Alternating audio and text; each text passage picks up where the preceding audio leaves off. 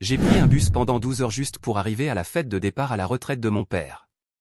J'ai dépensé 300 $ pour une montre personnalisée, avec son nom gravé. Quand je suis entré, ma sœur a éclaté de rire en disant « Eh bien, regardez qui a enfin rampé hors du trou où il se cachait, le raté de la famille. » Ma mère a arraché la boîte de mes mains, ne m'a même pas regardé et a simplement lancé d'un ton moqueur « Au moins, tu lui as offert quelque chose qui n'est pas complètement inutile, pour une fois. » Mon oncle a crié de l'autre côté de la pièce « Planquez vos sacs à main, le pique-assiette est de retour en ville. » Tout le monde a ri. Je croyais que c'était une blague jusqu'à ce que je remarque que la porte de mon ancienne chambre avait disparu, le matelas jeté dans l'allée, mes affaires éparpillées comme des ordures. Mon frère est sorti en portant ma veste et m'a dit « On a transformé cette chambre en salle de sport. Tu n'habites plus ici. » Je me suis tourné vers mon père. Il a simplement pris une gorgée de son whisky et a dit « Tu nous as fantomés pendant des années et tu crois mériter un défilé de bienvenue ?» Puis ils m'ont dit que si je voulais regagner ma place dans cette maison, je devrais payer 2000 $ de loyer en retard. J'ai simplement souri et je suis parti. 2 semaines plus tard, le groupe familial sur l'application de messagerie a explosé. Alors, dès le début, j'ai su qu'il se passait quelque chose. Quand je suis finalement arrivé chez mes parents après le trajet en bus, je me suis retrouvé là, valise dans une main, boîte de montre dans l'autre, et ma mère avait ce regard comme si elle n'était pas sûre de me reconnaître ou simplement agacée que je sois venu. Je ne m'attendais pas à une fanfare, mais bon, cela faisait un moment. On aurait dit que j'étais un inconnu venu vendre des panneaux solaires, pas son propre fils, qui venait de passer une demi-journée dans un Greyhound et dépenser ses dernières économies pour un cadeau correct. Bref, je frappe à la porte, et j'entends immédiatement des voix à l'intérieur, comme s'ils parlaient déjà de moi. Personne ne dit rien pendant une bonne minute, puis ma sœur Nicole, fidèle à elle-même, ouvre la porte et reste plantée là, bloquant l'entrée, souriant comme si elle était dans une émission de télé-réalité.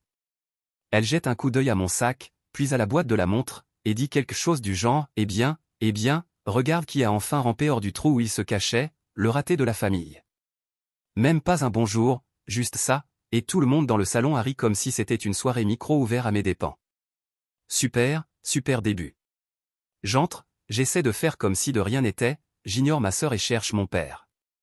Il est de l'autre côté de la pièce, entouré de quelques personnes, l'oncle Kurt, des voisins, déjà bien entamés niveau vert. Je croise son regard une demi-seconde, il me fait un signe de tête puis retourne à son verre. Personne ne me demande comment je vais ou comment s'est passé le trajet, rien. Ma mère s'approche, me prend littéralement la boîte des mains sans même me regarder, et dit assez fort pour que toute la pièce l'entende, au moins, tu lui as offert quelque chose qui n'est pas complètement inutile, pour une fois. Comme si j'étais un gamin qui ramenait un bulletin catastrophique. J'ai envie de dire quelque chose, mais honnêtement, je veux juste que le sol s'ouvre et m'engloutisse. Puis l'oncle Kurt, qui je le jure ne vient aux réunions de famille que pour mettre le bazar, crie depuis le canapé, planquez vos sacs à main, le pique-assiette est de retour en ville. Encore des rires. J'essaie de balayer ça, je dis, ravi de vous voir aussi, mais personne n'écoute. C'est comme si j'étais un bruit de fond à la fête de mon propre père. Je ne vais pas mentir, j'étais furieux, mais je ne m'attendais pas à autre chose. Rien de nouveau. J'ai toujours eu les restes, toujours été celui qui ne correspondait jamais aux attentes. Pendant ce temps, Jared, mon frère cadet, l'enfant en or bien sûr, se balade avec ma vieille veste comme si c'était la sienne. Je lui en parle, il hausse les épaules et dit « Ah oui, ta chambre est une salle de sport maintenant. Tu n'habites plus ici. » Comme si j'étais censé rire avec lui. Je vais voir ma chambre par réflexe et il n'y a littéralement plus de porte. Le matelas est dans l'allée, les anciens posters arrachés, mes affaires dans des sacs poubelles entassés contre le mur du couloir. Je vois les câbles de mon ancienne PS4 tout emmêlés, certains de mes livres ont disparu, quelques cartons à moitié ouverts avec des vêtements qui débordent, comme si quelqu'un avait essayé d'en tirer quelque chose de valable mais avait abandonné. J'entends Jared derrière moi parler à quelqu'un du fait qu'ils avaient besoin de plus d'espace pour le banc de musculation et les haltères, et qu'il ne servait à rien de garder les vieilleries de quelqu'un qui ne rend même pas visite. À ce stade, je ne cache même plus à quel point je suis furieux. Je prends ma valise et retourne vers la cuisine où ma mère est maintenant en train de déballer la montre devant quelques-unes de ses amies. Elle la regarde, hoche la tête, mais je vois bien qu'elle est déjà agacée que je n'ai pas pris quelque chose de plus cher. Une voiture, peut-être? Finalement, je retrouve mon père dans le jardin, debout seul avec son verre. Je reste là, attendant qu'il dise quelque chose, n'importe quoi. Il finit par dire « Tu nous as fantomés pendant des années et tu crois mériter un défilé de bienvenue ?» Je lui dis que je voulais juste être là, que je ne m'attendais pas à une parade, juste peut-être à ne pas être humilié par toute la famille. Il hausse les épaules et dit, c'est ce qui arrive quand on disparaît, on devient la blague. J'essaie d'expliquer, mais il s'en fiche. Puis le sujet du loyer en retard surgit. Jared, Nicole, ma mère, l'oncle Kurt, tous réunis maintenant. Ils disent que si je veux regagner ma place ici, je dois payer $2000 de loyer pour le temps où je ne contribuais pas. Je ris littéralement parce que je crois à une blague, mais ils sont très sérieux. Ma mère dit que c'est normal, puisque tout le monde participe, et que moi, je ne fais que profiter. Jared ajoute que je devrais peut-être essayer de faire réellement partie de la famille pour une fois. Je les regarde. Je sais qu'ils attendent que j'explose, que je fasse une scène, mais je ne leur donne pas ce plaisir. À la place, je prends mon sac, je traverse le salon, Nicole essaie de me bloquer le passage, je la pousse sans m'excuser et je sors. Derrière moi, j'entends l'oncle Kurt dire quelque chose comme « bon débarras » et ma mère referme la porte violemment. Je suis resté dehors un instant, à me demander si je devais laisser la montre sur le perron ou la reprendre et la vendre pour payer le bus. Pas que je pourrais en tirer grand-chose maintenant. Je l'ai laissée. Je suis parti à pied, sans même regarder mon téléphone pour les directions. J'avais juste besoin d'avancer. J'étais en colère, mais plus que ça, j'étais fatigué d'être le bouc émissaire de la famille. Ils disent que je les ai fantomés, mais ils n'appellent jamais, n'envoient jamais de messages sauf quand ils ont besoin de quelque chose. La dernière fois que j'ai essayé de rentrer, ils ont fait tout un cinéma parce que j'étais en retard pour le dîner, comme si j'avais encore 12 ans. J'ai fini par aller chez un ami ce soir-là, j'ai dormi sur son canapé sans trop parler.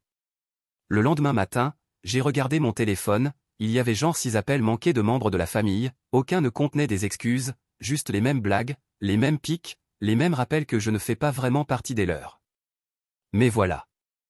J'en ai fini de les laisser s'en sortir aussi facilement. Je me fiche qu'ils pensent que je suis le mouton noir ou peu importe.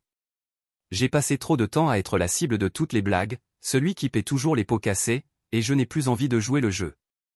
Alors c'est là que je les ai laissés, la valise près de la porte, la montre sur le perron, la famille à l'intérieur en train de rire parce que j'avais enfin daigné me pointer. Je suis parti, mais cette fois je ne compte pas laisser couler. Ce qui arrive ensuite?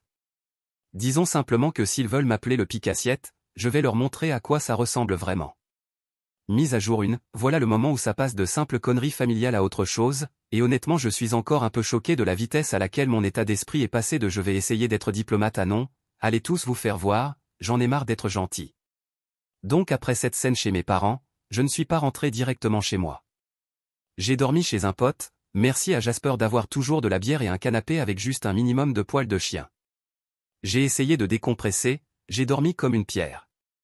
Je me suis réveillé à 6 heures, pas surpris de ne voir aucun message contenant de vraies excuses, juste du spam sur le groupe familial, quelques émojis qui rient et Jared, mon frère, qui envoie une photo de mon ancien matelas dans l'allée avec la légende « gratuit pour une bonne maison ». Hilarant. J'ai rassemblé ce qui restait de mes affaires. Le matin suivant, alors que je tirais cette valise en ruine hors de l'allée de mes parents, j'ai remarqué une boîte posée sur les poubelles, à moitié ouverte, avec des papiers qui débordaient. Vieux courrier, quelques reçus, rien que j'avais envie de gérer. Mais j'ai vu un dossier avec mon nom griffonné dessus et, je ne sais pas, je l'ai pris.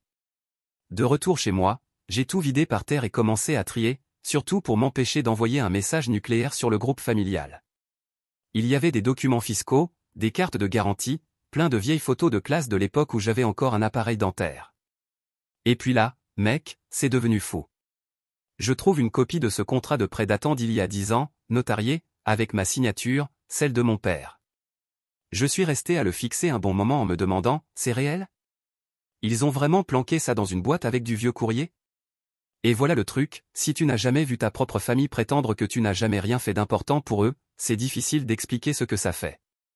Comme si tu étais le méchant dans leur version de l'histoire pour être parti, mais eux gardent ce que tu leur as donné comme si c'était à eux de droit. Petit résumé pour ceux qui débarquent, il y a 10 ans, l'entreprise de mon père était au bord du gouffre. J'avais un petit héritage de ma grand-mère, $40 000, et tout le monde m'avait culpabilisé pour que j'investisse dans l'héritage familial. Ils avaient rédigé un vrai contrat, notarié et tout. Ils m'ont envoyé de temps en temps un chèque avec des intérêts, puis plus rien. Personne n'a jamais reparlé de cette histoire. J'ai tenté d'en discuter à quelques fêtes de famille, toujours écarté d'un revers de main, mon père disait « on va s'en occuper, je te rembourserai », puis quelqu'un changeait de sujet ou apportait le dessert, bref. Donc après la catastrophe de la fête, je me suis assis et j'ai fait les calculs. Si j'avais mis cet argent dans n'importe quel fonds indiciel à peu près correct, je l'aurais doublé depuis longtemps. Mais à la place, ma famille m'a traité comme un mendiant dans ma propre maison. J'ai envoyé un message à Jared à propos du prêt, en mode détendu, « Justin, tu te souviens du prêt que j'ai fait à papa ?» Il l'a lu sans répondre. Quelques heures plus tard, Nicole, ma sœur, m'a envoyé le classique « Oh mon Dieu, tu reparles encore de ça ?» C'était il y a une éternité, lâche l'affaire. Donc pas d'aide de ce côté. J'ai appelé ma mère, juste pour voir si elle allait elle aussi prétendre ne pas s'en souvenir. Elle a décroché et m'a sorti un « On est occupé Travis, tu peux rappeler plus tard ?» Je lui ai dit que je voulais parler de l'argent que j'avais prêté à papa. Elle s'est tue, puis elle a dit « Tu dois vraiment grandir, c'est embarrassant. » Donc voilà, si c'est comme ça qu'ils veulent jouer, pas de problème. Là, je n'étais pas en colère façon drame, mais en colère froide et concentrée. Genre voyons voir comment vous allez gérer ça.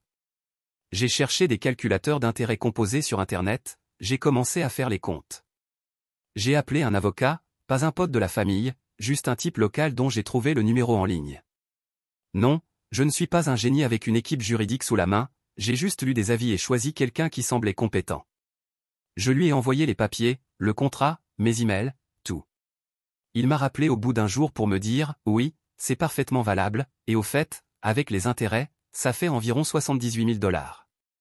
J'ai failli lâcher mon téléphone.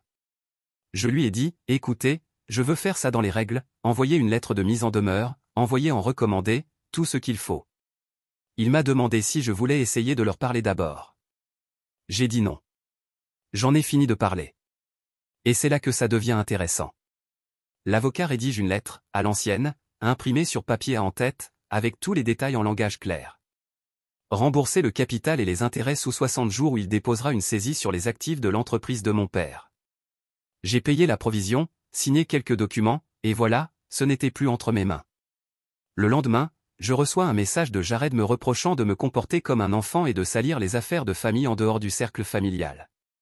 Je l'ignore. Ensuite, Nicole essaie de m'appeler, me laisse un message vocal où elle soupire pendant 30 secondes, puis raccroche. Ma mère ne m'appelle pas du tout, ce qui, pour être honnête, est tout à fait dans son style. Le plus étrange, c'est le silence soudain. Le groupe familial devient calme. Plus de blagues, plus de mèmes sur le fait que je suis sans abri ou trop fauché pour offrir de vrais cadeaux. Je suppose qu'ils pensaient que je bluffais au début, ou peut-être qu'ils ne croyaient pas que j'irais jusqu'au bout. Pendant ce temps, je menais ma vie normale, à faire défiler Reddit et Twitter en attendant de voir ce qui allait se passer. Je me suis mis à penser à toutes les fois où j'ai aidé Jared à sortir d'un mauvais pas, ou quand Nicole avait besoin d'un trajet à 2 heures du matin, ou encore quand ma mère voulait qu'on l'aide à déplacer des meubles. Jamais je ne leur ai fait sentir qu'ils me devaient quoi que ce soit. Mais à la seconde où j'ai eu besoin d'un minimum de respect, je n'ai rien eu. Je savais que c'était la bonne décision, mais je ne vais pas mentir, j'ai ressenti un léger malaise à l'idée d'impliquer des avocats. Je veux dire, je ne suis pas du genre à poursuivre ma propre famille en justice. Mais quand tu m'appelles pique-assiette, que tu balances mes affaires dans la rue, que tu m'obliges à payer un loyer rétroactif, alors non, je ne te dois pas le silence. Voilà où j'en suis, 60 jours sur l'horloge, lettre envoyée, et soudainement, mon téléphone devient bien plus silencieux. Je ne sais pas exactement ce qu'ils feront ensuite, mais je sais une chose, s'ils veulent me traiter comme un étranger, très bien, je vais jouer le jeu à fond. Ce qui arrive ensuite, disons que ça devient bruyant, et pour être honnête, j'ai presque hâte. Mise à jour 2, je pensais que la lettre de l'avocat ferait du bruit, mais j'ai clairement sous-estimé à quel point la famille allait perdre les pédales. Même pas une journée après l'arrivée de la lettre et mon téléphone explosait déjà, comme si j'avais avoué un meurtre sur Facebook. Ce n'était pas juste des textos. 3 appels manqués de ma mère avant 10 heures du matin, Jared appelant 2 fois d'affilée, je n'ai pas répondu, il déteste laisser des messages. Ensuite Nicole a commencé à spammer le groupe familial avec un mur de majuscules et des émojis tête de mort, comme si elle essayait de me jeter un sort à travers l'écran. Le plus étrange, c'est qu'il y a eu une semaine de calme bizarre juste après l'envoi. Rien, aucun message de la famille. C'était presque comme s'ils allaient me ghoster à leur tour. Pas que ça me dérangeait. Mais ensuite, sans prévenir, tout a explosé d'un coup. Si tu as déjà vu un groupe passer de 0 à alerte rouge en moins de 5 minutes, tu connais la sensation. Le premier message de Nicole n'était même pas des mots, juste une capture d'écran de la lettre de l'avocat. Quelqu'un lui avait carrément envoyé une photo. Pourquoi? Je ne sais pas. Avec une série de points d'interrogation. Ensuite elle a enchaîné avec « Qu'est-ce que tu as fait? Papa est en train de péter un câble, tu es content maintenant. » Ma mère est arrivée ensuite, mais elle n'a même pas pris la peine d'écrire, elle a laissé une longue note vocale que j'ai écoutée par pure curiosité morbide. 2 minutes entières de pleurs, puis elle m'a traité de sans-cœur, me suppliant de réfléchir à ce que je faisais à la famille. Puis l'oncle Kurt est intervenu, comme s'il attendait son heure. Il a envoyé un long discours expliquant que je suis en train de saigner mon père à blanc, que je devrais avoir honte, que je ne verrai jamais un sou parce que la famille ne se poursuit pas en justice. Je peux l'imaginer dans son fauteuil moche du salon, agitant sa bière, à peine capable de tenir debout. Et bien sûr Jared, ses messages sont courts, t'es un moins que rien. Tu es mort pour nous. Reviens jamais ici. Il a toujours été doué pour les phrases choc, moins pour les actes. C'est faux à quel point tout le monde a retourné la situation. Quand il me traitait de pique-assiette et me faisait payer un loyer pour un vieux lit une place, c'était de l'amour dur. Mais dès que je veux récupérer mon argent, je suis soudainement celui qui détruit la famille. Un instant, j'ai cru que j'étais peut-être allé trop loin, pas par culpabilité, mais juste en me demandant, est-ce que c'est vraiment en train d'arriver? Est-ce que je viens vraiment de faire exploser le groupe familial? Mais ensuite je me suis rappelé qu'ils avaient bien montré que j'étais remplaçable. Si je dois être le méchant, très bien, je vais jouer le rôle. L'escalade a continué. Ma mère a commencé à m'envoyer des messages tard dans la nuit, après minuit, pour me demander si je pouvais simplement parler à papa. Elle disait qu'il ne dormait plus, qu'il faisait les 100 pas, inquiet pour l'entreprise. Je sais ce que ça veut dire, il flippe probablement pour la vente dont ils se vendent depuis des mois. Et boum, encore l'oncle Kurt, cette fois pour essayer de me faire accepter un accord. Il a dit, tu veux de l'argent? Très bien, prends $2000 et on n'en parle plus. Le même montant qu'ils avaient essayé de me soutirer en loyer. J'ai éclaté de rire en lisant ça, je n'ai même pas répondu. Et ce n'était pas que la famille. J'ai reçu un message d'un ancien collègue de mon père, un gars à qui je parlais à peine au lycée, qui m'a dit de laisser tomber pour le bien de tous. Apparemment, l'info s'est répandue. J'ai commencé à en parler avec un ami, juste pour m'assurer que je ne devenais pas fou. Il m'a dit, mec, ta famille est en train de te manipuler. Ne cède pas, et il avait raison, pour être honnête.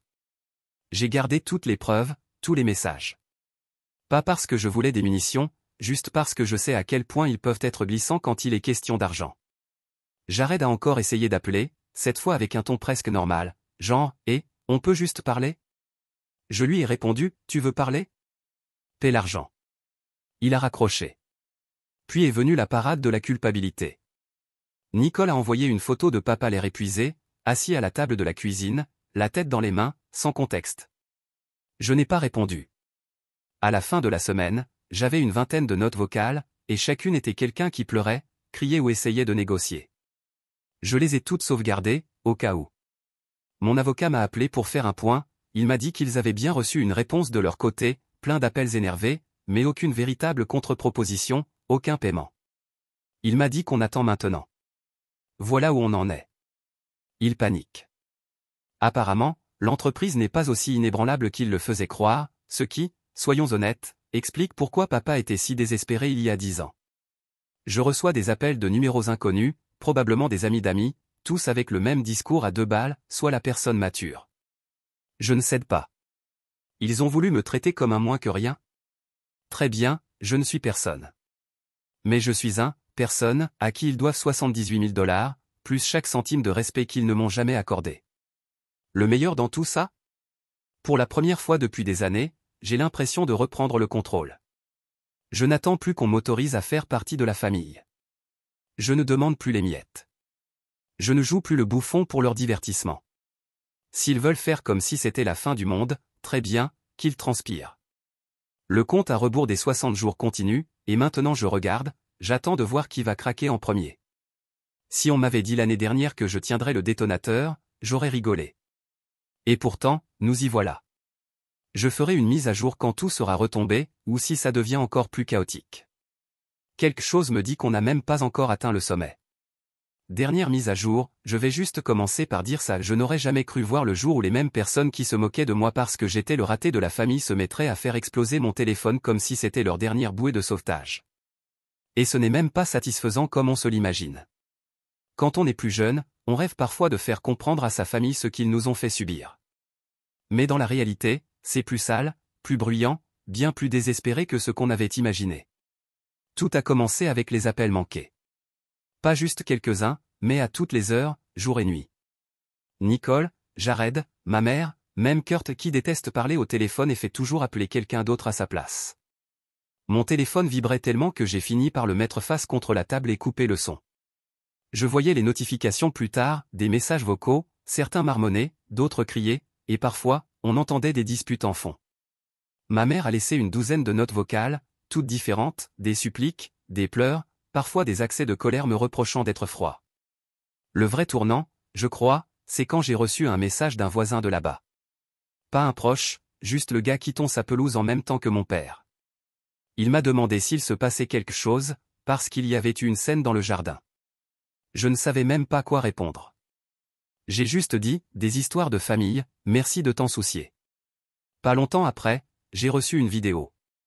Nicole avait dû l'envoyer à quelqu'un et ça avait circulé. Mon père, torse nu en plein jour, était dans le jardin en train de jeter des meubles sur la pelouse. Il a traîné un fauteuil dehors, hurlait sur ma mère, des voisins regardaient, des enfants à trottinette s'arrêtaient sur le trottoir. Ma mère était assise sur l'herbe, elle ne faisait rien, juste observer. À un moment, elle s'est effondrée, les mains sur le visage, pleurant si fort qu'on l'entendait malgré la circulation. Nicole a essayé d'empêcher papa de balancer une table dans la rue, il l'a poussée de côté pas violemment, mais juste assez pour qu'elle commence à hurler à son tour. Kurt est arrivé, a tenté de s'interposer, a failli lever la main sur papa avant de se raviser. Des gens de l'autre côté de la rue filmaient. Personne n'appelait les secours, parce que soyons honnêtes, cette famille est un cirque depuis des années. Le groupe de discussion familiale fondait littéralement. Que des menaces en majuscules, des tentatives de culpabilisation, le cycle complet. Jared a dit que si je ne répondais pas, il viendrait en personne pour me faire parler comme un homme. J'ai juste bloqué son numéro. Nicole a laissé un message vocal, la voix tremblante, me suppliant littéralement d'arrêter. Elle disait que je détruisais tout, que la vente de la retraite de papa était en train de s'effondrer, qu'ils avaient besoin de temps, qu'ils avaient besoin que je reconsidère. Ma mère a envoyé un simple texto, s'il te plaît. On a besoin de toi. Réponds. On fera n'importe quoi. Je n'ai répondu à rien. Pas un appel, pas un message. J'ai tout envoyé à mon avocat et lui ai dit de me tenir au courant. Rien de plus. Je sais que ça paraît dur, mais après des années à être la poubelle émotionnelle de la famille, je ne leur dois plus rien. Les conséquences ont été bien réelles et très rapides. Le partenaire commercial de mon père, j'ai entendu par un ami commun, pas quelqu'un à qui je parle beaucoup, a paniqué en voyant la menace de saisie et a commencé à se retirer de l'affaire. La vente de la retraite a capoté. Soudain, la belle entreprise florissante avait l'air bien moins solide, et mon prêt de pique-assiette était devenu un énorme caillou sur la route. Le meilleur dans tout ça? Les mêmes personnes qui m'ont demandé de payer un loyer en retard, qui ont jeté mes affaires comme des ordures, qui ont ri en me voyant et m'ont malmené dans ma propre maison, ces mêmes personnes étaient maintenant désespérées. Ils ont essayé de tout retourner contre moi, disant que j'étais égoïste, que je détruisais mon propre père, que je me comportais comme un étranger. Mais ce n'était que du bruit. J'ai commencé à recevoir des messages de numéros que je ne connaissais même pas, des amis de la famille, d'anciens voisins, peut-être même quelqu'un de la ligue de bowling de papa, tous avec la même rengaine, tu ne peux pas simplement laisser tomber, Travis. C'est la famille. Je ne me suis même pas donné la peine de répondre. La seule chose qui m'a presque touché, c'était de voir ma mère s'effondrer dans l'herbe. Mais ensuite je me suis rappelé toutes les fois où elle a pris le parti de quelqu'un d'autre, toutes les fois où elle m'a arraché quelque chose des mains ou a fait une remarque sarcastique pour que ses copines rient. Je me suis rappelé le regard de Jared quand il a dit que je ne vivais plus ici. Je me suis souvenu de ce moment où ils se sont tous réunis autour de moi pour me dire que je devais payer $2000 de loyer pour avoir le droit d'entrer dans la maison. Alors oui, je les ai laissés transpirer. 60 jours. Aucun paiement. Aucune excuse. Aucune tentative de parler comme des adultes. Juste plus de menaces et de culpabilisation. Mon avocat a déposé la saisie. Le groupe familial est devenu silencieux pendant une journée. Puis il a explosé à nouveau. Mais je m'en fichais complètement. J'ai coupé toutes les notifications. Je sais qu'il y a des gens qui liront ça et penseront, c'est froid, ou, tu aurais dû tourner la page, ou, la famille, c'est sacré, ou quoi que ce soit d'autre. Mais quand tu passes ta vie entière à être le paillasson, un jour tu te rends compte que tu n'as plus à l'accepter. Tu peux te lever. Tu peux leur faire ressentir, ne serait-ce qu'un peu, ce qu'ils t'ont fait vivre. Je ne sais pas ce qui va se passer maintenant. Peut-être qu'ils vont perdre l'entreprise. Peut-être qu'ils vont enfin comprendre. Peut-être qu'ils me tiendront responsable à vie. Je ne vais pas rester là à attendre. Pour la première fois, j'ai l'impression de m'être défendu. Pas parfaitement. Pas proprement. Mais je l'ai fait. Alors pour tous ceux qui accumulent les preuves depuis des années, fatigués d'être la blague de la famille, parfois, il faut juste accepter d'être le méchant dans leur histoire. Au moins cette fois, c'est moi qui ai écrit la fin.